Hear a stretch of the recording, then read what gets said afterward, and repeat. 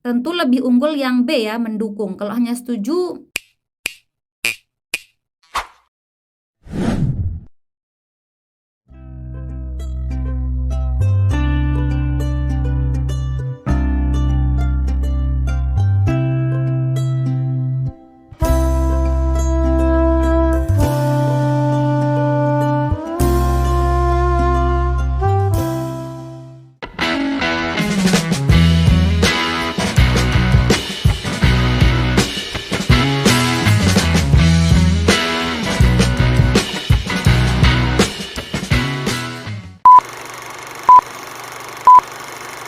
Assalamualaikum warahmatullahi wabarakatuh. Terima kasih karena kalian sudah klik video ini. Selamat datang di channel aku. Salam kenal, aku Lili Hernawati. Teman-teman, kali ini kita akan kembali membahas mengenai beberapa prediksi soal untuk seleksi P3K tahun 2023. Dan pada video kali ini saya akan membahas mengenai prediksi sosial kultural yang kisi-kisinya berbeda jauh dengan PPPK periode 2022. Tapi sebelum itu, buat teman-teman yang belum subscribe channel ini, yuk dukung Mimin dulu dengan klik tombol subscribe kalian. Dan jangan lupa untuk nyalakan juga tombol notifikasinya supaya teman-teman tidak ketinggalan info-info terbaru dari aku. Terima kasih. Oke teman-teman, ini perdana ya kita bahas mengenai kompetensi sosial kultural berdasarkan Permenpan RB nomor 652 tahun 2023 yang digunakan sebagai acuan untuk P3K tahun 2023 ini teman-teman ya. Kompetensi sosial kultural ini akan diujikan oleh semua teman-teman ya yang ikut PPPK. Mau itu PPPK guru, kategori P2, P3 maupun P4, kemudian PPPK nakes juga, dan PPPK teknis juga teman-teman ya. Materi kompetensi sosial kultural bertujuan untuk menilai pengetahuan dan sikap terkait pengalaman berinteraksi dengan masyarakat majemuk yang memiliki keberagaman dalam hal agama, suku, budaya, perilaku, wawasan kebangsaan, etika, nilai, moral, emosi, dan prinsip yang harus dipenuhi setiap pemegang jabatan untuk memperoleh hasil kerja sesuai dengan peran, fungsi, dan jabatan dalam peran pemangku jabatan sebagai perekat bangsa yang memiliki beberapa hal teman-teman ya. Beberapa aspek yang akan dinilai dari materi kompetensi sosial kultural ini teman-teman. Yang pertama adalah kepekaan terhadap keberagaman. Ini kalau di PPPK 2022 ini kepekaan terhadap perbedaan budaya teman-teman ya dulu ya, perbedaan budaya. Jadi ini terkait budaya saja, tapi sekarang lebih luas lagi, yaitu terhadap keberagaman. Bisa budaya, suku, ras, kemudian moral, etika, dan lain sebagainya teman-teman ya. Kemudian yang kedua, terkait dengan kemampuan berhubungan sosial. Jadi bagaimana teman-teman meskipun sibuk di tempat kerja itu masih bisa berhubungan sosial dengan orang lain yang berbeda pekerjaan. Di masyarakat terutama teman-teman. Kemudian yang ketiga adalah kepekaan terhadap pentingnya persatuan. Jadi bagaimana kita mengedepankan terkait dengan persatuan teman-teman ya, dibandingkan dengan kepentingan pribadi dan golongan. Dan yang terakhir adalah empati. Nah teman-teman, yang berubah hanya di poin pertama ya, dan poin yang ketiga. Kalau yang 2022 ini poin ketiganya adalah kepekaan terhadap konflik teman-teman ya. Konflik ini mungkin dinilai terlalu luas teman-teman ya, sehingga diubah menjadi kepekaan terhadap pentingnya persatuan. Seperti itu teman-teman ya. Oke, kita lanjut lagi teman-teman ya. Kita lihat dulu ada beberapa juga yang berubah di tahun 2023 ini terkait dengan bobot dan ambang batas teman-teman. Ini dia teman-teman untuk nilai ambang batas dan bobot.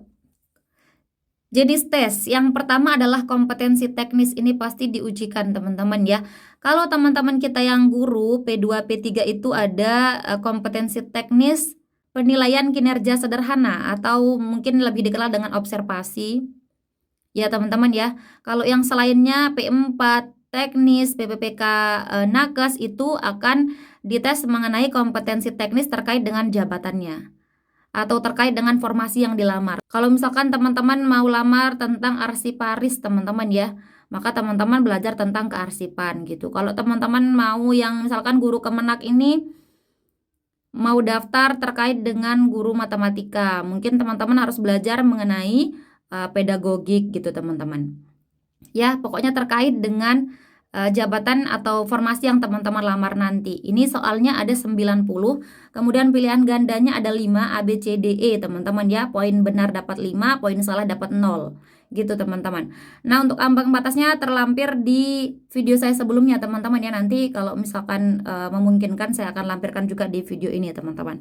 Kemudian yang kedua yang akan diteskan adalah kompetensi manajerial. Ini ada 25 soalnya, kemudian pilihan gandanya hanya 4, A, B, C, D. Tidak ada jawaban yang salah teman-teman ya. Selama teman-teman menjawab, maka teman-teman akan mendapatkan poin. Poinnya dari angka 1 sampai angka 4. Usahakan teman-teman harus mendapatkan poin 4 supaya nilainya tinggi, dan nanti akumulasi dari semua tesnya itu tinggi nilainya teman-teman ya.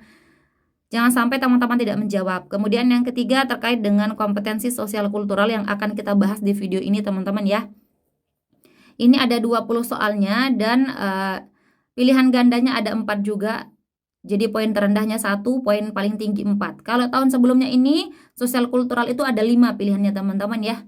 Ada 5 pilihan gandanya, kemudian pilihannya biasanya adalah dari sangat setuju, sangat setuju, kemudian setuju, ragu-ragu, tidak setuju, kemudian sangat tidak setuju. Itu yang tahun kemarin. Kita lihat tahun ini bagaimana prediksinya teman-teman ya.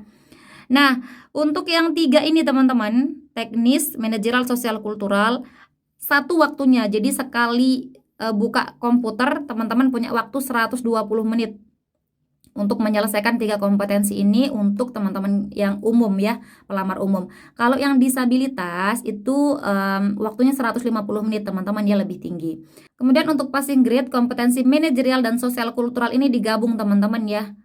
Teman-teman harus dapat nilai minimal 117 untuk sampai ke passing grade-nya, dari total nilai harusnya 180 teman-teman ya.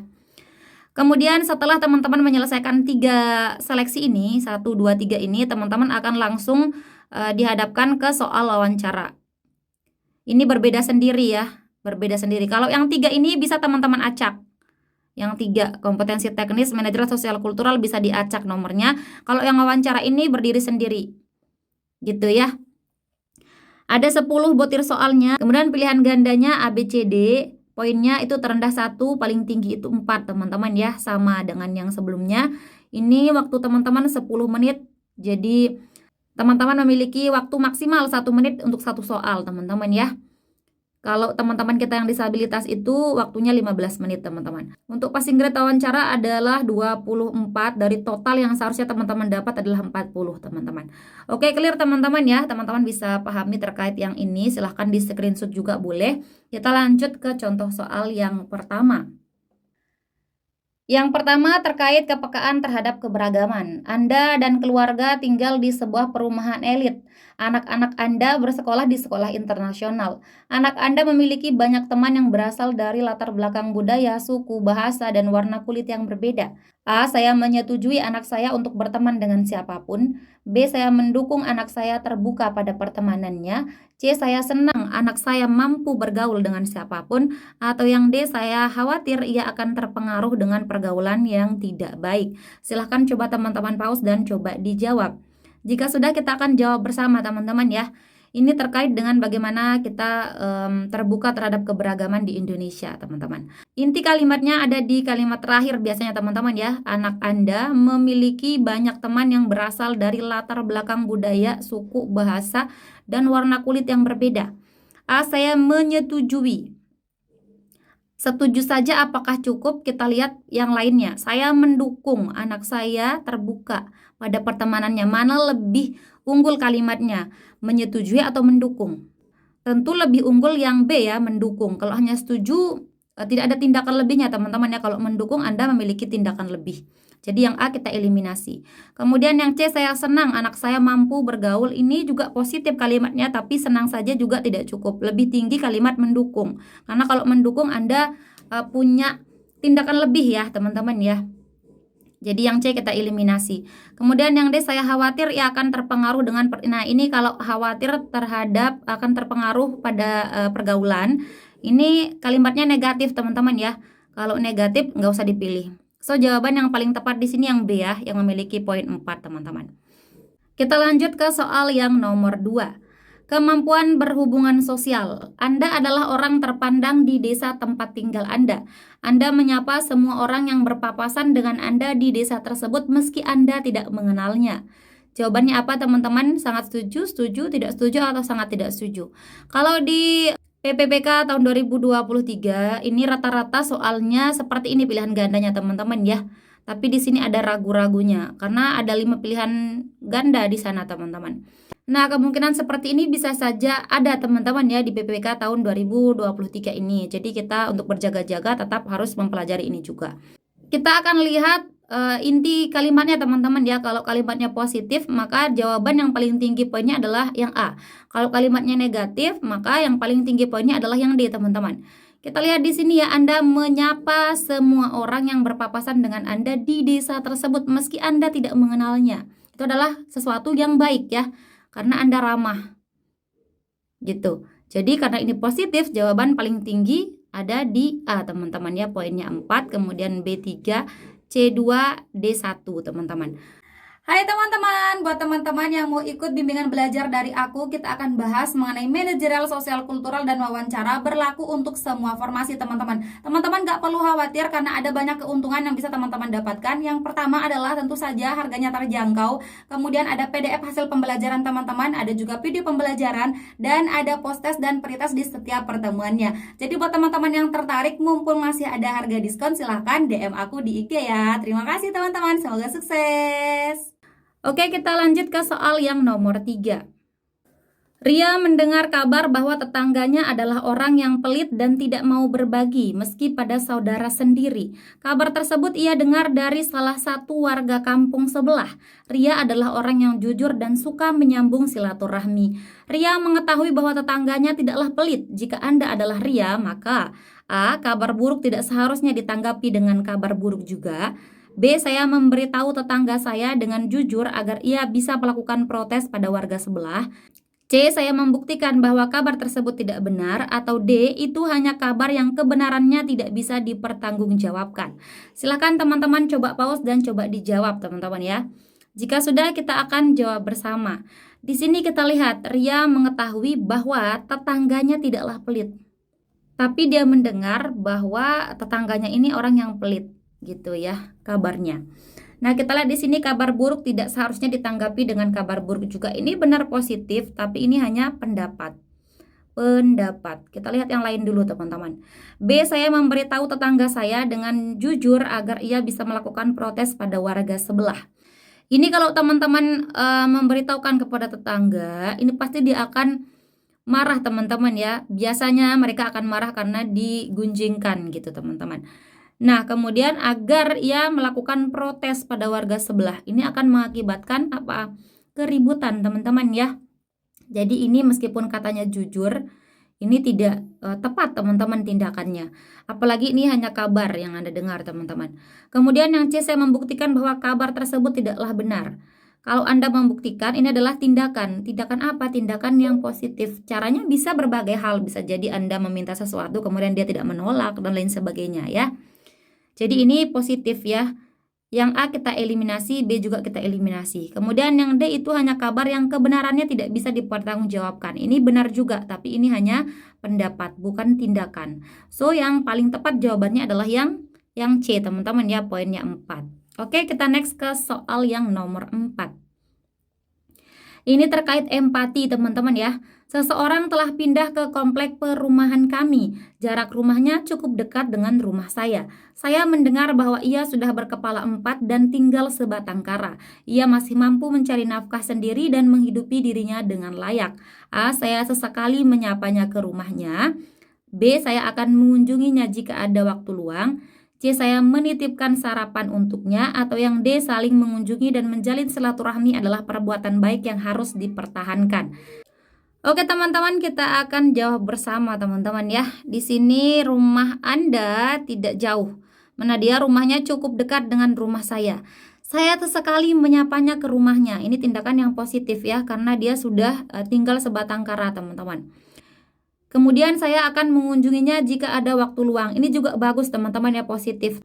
Tapi di sini ada kata jika, teman-teman ya, jika. Berarti bagaimana kalau Anda tidak punya waktu luang, maka Anda tidak akan mengunjunginya. So, yang ini bisa kita eliminasi, teman-teman ya, lebih unggul yang A.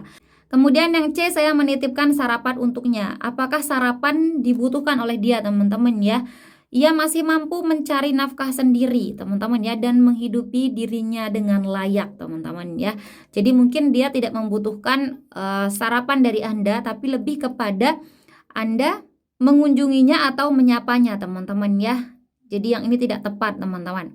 Kemudian yang D, saling mengunjungi dan menjalin silaturahmi adalah perbuatan baik yang harus dipertahankan. Ini bagus, positif, tapi ini hanya pendapat, teman-teman. So, di sini yang memiliki poin paling tinggi adalah yang A, teman-teman ya, poinnya 4. Oke, kita lanjut ke soal yang nomor 5. Kepekaan terhadap pentingnya persatuan, teman-teman ya. Anak Anda melapor bahwa ia baru saja dipukul oleh tetangga Anda. Anda mendatangi tetangga Anda dan berniat memukulnya juga agar ia tidak berani melakukan kekerasan lagi. Bagaimana, teman-teman? Apakah ini tindakan yang positif atau negatif? Kita lihat di sini alasannya, teman-teman ya. Agar ia tidak berani melakukan kekerasan lagi, ini bagus. Tapi Anda berniat memukulnya, ini adalah tindakan yang negatif. Kalau ada tindakan yang negatif dalam satu kalimat ini, maka ini adalah adalah negatif, teman-teman ya. Jadi jawabannya D, sangat tidak setuju, teman-teman. Oke, ini poinnya 4, C-nya 3, B2, A1 poinnya. Hai teman-teman, buat kalian yang lagi cari e-book untuk persiapan PPPK tahun 2023, aku merekomendasikan kalian untuk pakai e-book dari aku ini, teman-teman ya. Isinya sudah ada manajerial, sosial kultural, dan wawancara, teman-teman. Sudah ada soal, kunci jawaban, dan juga pembahasannya. Ada bocoran soal PPPK tahun 2022, ada kisi-kisi beberapa kompetensi teknis, dan ada trik menjawab soal cepat. Jadi buat kalian yang lagi persiapan untuk menghadapi PPPK tahun 2023, aku saranin banget kalian untuk mempunyai e-book ini, teman-teman. Langsung aja DM ke IG aku. Oke teman-teman, semoga sukses. Kemudian kita lanjut ke soal yang nomor 6. Ini terkait kemampuan berhubungan sosial. Anda pernah trauma dengan kejadian masa lalu. Trauma tersebut sempat membuat Anda berhati-hati pada setiap orang yang baru Anda temui. Suatu hari Anda melihat seseorang tiba-tiba pingsan tepat di depan rumah Anda. Tindakan Anda, A, berlari ke dalam rumah demi keselamatan saya, B, meminta pertolongan pada para tetangga, C, langsung menolongnya meski saya akan ditipu dan trauma lagi, atau yang D, menunggu reaksinya hingga beberapa jam kemudian menolongnya jika ia tidak bangun. Silahkan coba teman-teman pause dan coba dijawab. Jika sudah, kita akan jawab bersama, teman-teman. Di sini kita lihat ya, seseorang tiba-tiba pingsan, tapi Anda punya trauma dan sangat berhati-hati, teman-teman ya. A, berlari ke dalam rumah demi keselamatan saya. Ini Anda selamat. Tapi bagaimana dengan orang yang pingsan tadi? Gitu ya, ini bukan solusi. Kita eliminasi. B, meminta pertolongan pada para tetangga. Ini Anda juga selamat, dia juga selamat karena tetangga menolongnya ya teman-teman ya, karena di sini Anda punya trauma. So yang ini bisa kita jadikan solusi. Kita lihat yang C, langsung menolongnya meski saya akan ditipu dan trauma lagi. Di sini orang tersebut selamat, teman-teman ya, yang pingsan itu selamat. Tapi bagaimana dengan Anda? Meskipun Anda akan ditipu dan trauma lagi, ini bukan jawaban yang tepat, teman-teman ya, karena Anda di sini akan trauma kembali, teman-teman, jika benar dia penipu, teman-teman ya. Jadi ini kita eliminasi. Kemudian yang D, menunggu reaksinya hingga beberapa jam kemudian menolongnya jika ia tidak bangun. Kalau teman-teman menunggu beberapa jam, bagaimana jika dia sampai mengalami yang lebih daripada pingsan, teman-teman ya? Ini bukan solusi. Jadi yang lebih tepat di sini yang B ya, teman-teman ya. Meminta pertolongan kepada para tetangga yang memiliki poin 4, teman-teman. Oke, kita next lagi ke soal yang nomor 7. Kepekaan terhadap keberagaman. Kampung Anda sedang merayakan Hari Kemerdekaan Republik Indonesia. Setiap hari berlangsung berbagai macam perlombaan. Anda diundang menjadi juri pada perlombaan seni tari junior. Anda melihat para peserta meragakan berbagai tarian seni daerah. A, saya memberikan nilai lebih untuk peserta yang membawakan tarian daerah kami. B, saya memberikan nilai lebih kecil pada peserta yang membawakan tarian daerah dari wilayah Indonesia bagian timur. C, saya memberikan nilai tinggi pada peserta yang membawakan tarian modern yang mengikuti perkembangan zaman. Atau yang D, saya memberikan nilai sesuai dengan kemampuan mereka dalam membawakan setiap tarian daerah. Silahkan coba teman-teman pause dan coba dijawab. Jika sudah, kita akan jawab bersama teman-teman ya. Di sini Anda sebagai juri ya. Anda melihat tarian seni daerah. Bagaimana sikap Anda? Memberikan nilai lebih pada peserta yang membawakan tarian daerah kami. Apakah ini adil? Bagaimana kalau meskipun dia membawakan tarian daerah tapi tidak bagus? Jadi ini tidak adil teman-teman ya. Yang B, saya memberikan nilai lebih kecil pada peserta yang membawakan tarian daerah dari wilayah Indonesia bagian timur. Ini juga diskriminasi, tidak boleh dilakukan. Kemudian yang C, saya memberikan nilai tinggi pada peserta yang membawakan tarian modern. Ini juga tidak adil teman-teman ya buat peserta yang membawakan tarian daerah. Kemudian yang D, saya memberikan nilai sesuai dengan kemampuan. Sesuai dengan kemampuan mereka dalam membawakan setiap tarian daerah, ini baru tepat ya, adil sikapnya. Oke, ini paham terhadap keberagaman teman-teman ya. Jadi jawaban yang paling tinggi poinnya adalah yang D teman-teman ya. Kita next ke soal yang berikutnya. Ini terkait dengan empati. Tetangga Anda menderita penyakit menular. Ia sedang mengikuti aturan isolasi dan karantina sementara. Anda tidak ragu untuk menjenguknya dan berinteraksi langsung karena merasa kasihan dia sendirian. A sangat setuju, B setuju, C tidak setuju, atau D sangat tidak setuju. Gimana teman-teman menurut kalian ya? Oke teman-teman, ini soal yang nomor 8 ini soal nomor terakhir. Karena sudah ada 2 contoh soal masing-masing untuk 4 indikator teman-teman ya. So untuk yang nomor terakhir ini seperti biasa saya minta tolong buat teman-teman jawab yang nomor 8 ini di kolom komentar. Jawaban teman-teman apa? A ataukah yang D teman-teman ya. Dan jangan lupa sertakan alasan teman-teman juga di kolom komentar. Oke teman-teman, semoga bermanfaat. Oke teman-teman, sekian dulu video kita kali ini. Terima kasih untuk partisipasi kalian dan terima kasih juga karena teman-teman sudah menonton video ini sampai akhir. Jika menurut kalian video ini bermanfaat, jangan lupa dukung Mimin dengan klik like, komen, subscribe, dan nyalain juga tombol loncengnya. Dan jangan lupa untuk share video ini ke teman-teman kalian yang lain supaya manfaatnya tidak berhenti di kalian. Oke teman-teman, terima kasih. See you next time and bye-bye. Assalamualaikum warahmatullahi wabarakatuh.